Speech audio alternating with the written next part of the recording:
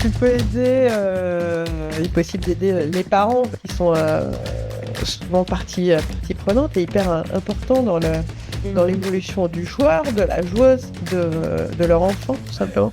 Ouais. Quel rôle jouent vraiment les parents dans la performance? Bah pour moi, il est énorme. Pour moi, il est énorme parce que c'est les premiers coachs, hein, les parents.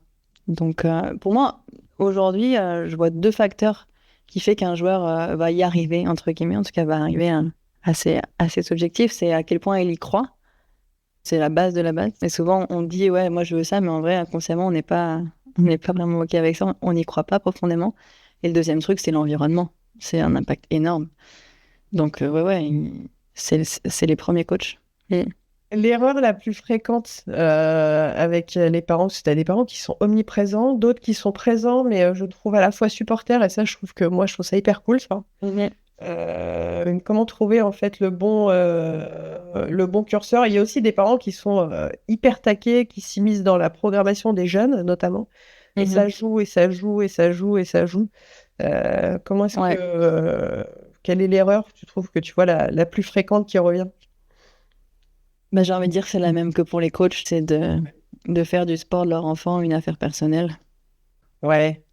C'est Ils se le deuxième projettent à la apôtre place de Toltec, je crois. l'enfant, c'est ça? Ils essayent de... Parfois, eux l'ont pas fait, donc ils disent, mon fils, ma fille va le faire, et du coup, c'est cool, quoi. C'est ça, et du coup, l'enfant devient un objet de réparation pour les blessures Ouais. du parent. Donc, c'est encore une fois faire le travail sur soi, et c'est ça, c'est quand c'est trop dans un sens ou dans l'autre, c'est que le parent qui vit à travers son enfant, tu vois, qui jubile quand il gagne et puis il s'effondre Ouais. quand il perd. Donc, du coup, naturellement, ça crée une intrication émotionnelle avec l'enfant, où l'enfant, du coup, il est plus en train de jouer pour lui, il est en train de jouer pour gérer les émotions de son père, tu vois, pour pas décevoir, ou sa mère, ou mériter l'amour, gérer son humeur, quoi. Du coup, ça pèse des tonnes, ça, tu vois, sur un petit enfant de 12 ans, par exemple.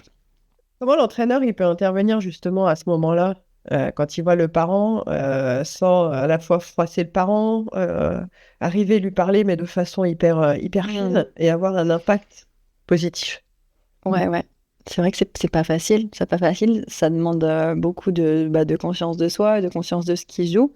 Moi, ça arrivait avec une maman justement qui avait un très gros poste. La maman hyper exigeante, qui voilà sur l'excellence et qui voulait le meilleur pour sa fille. Tu vois, ça part d'une bonne intention aussi. Peut-être c'est peut-être dire ça, se dire bah je vois que ça part d'une bonne intention de ta part.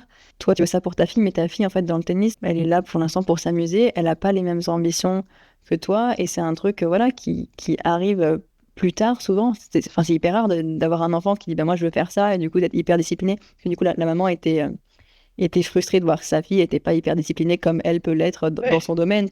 Et tu sais, c'est lui dire, bah en fait, non, mais ta fille, là, pour l'instant, elle est juste là pour s'amuser au tennis. Et du coup, voilà, et moi, je leur dis, c'est un truc qu'on voit rarement et c'est OK, quoi. Et du coup, bah, de l'inviter, elle, à retrouver sa juste place et à faire le travail sur elle et de dire, voilà, de nommer ce qui se passe, déjà, je pense que c'est important parce qu'eux-mêmes ne le voient pas. Et du coup, comme je disais avec l'entraîneur et le joueur, c'est pareil avec le parent, tu vois, bah, d'avoir le courage de toi de nommer ce que tu vois, en fait, avec bienveillance, tu vois, et juste dire, bah tiens, je vois ça et de le dire avec beaucoup d'amour, quoi.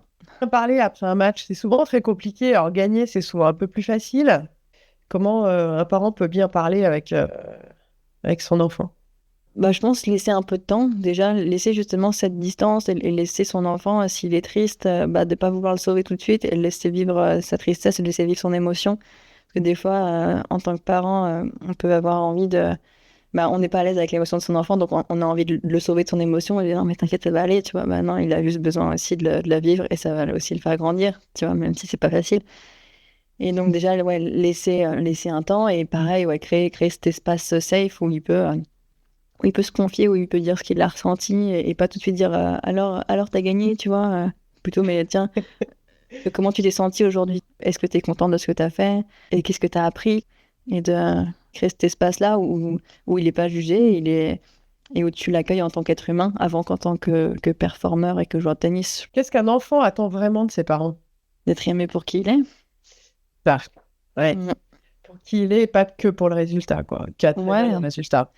d'être libre d'être lui, d'être vu pour qui il est et pas aimé pour qui on aimerait qu'il soit. Mm. Et sentir ouais, que tu es fier de lui, peu importe ce qu'il fait. À quel moment, pour terminer, ça c'est la dernière question, à quel moment un parent doit lâcher prise?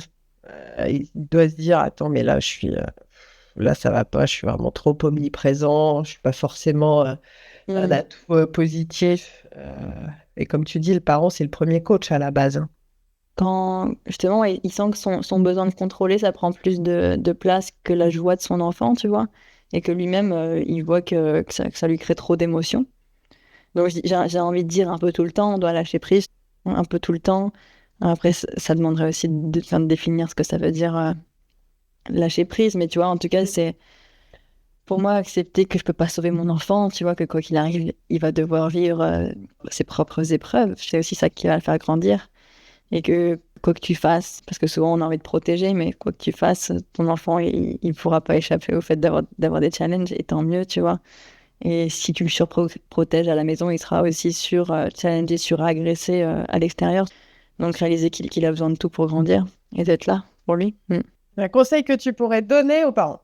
De faire sentir à leurs enfants qu'ils les aiment quoi qu'il arrive. Je mets l'accent sur faire sentir, et pas seulement dire, mais vraiment faire sentir. Merci beaucoup. Avec plaisir, merci pour tes belles questions.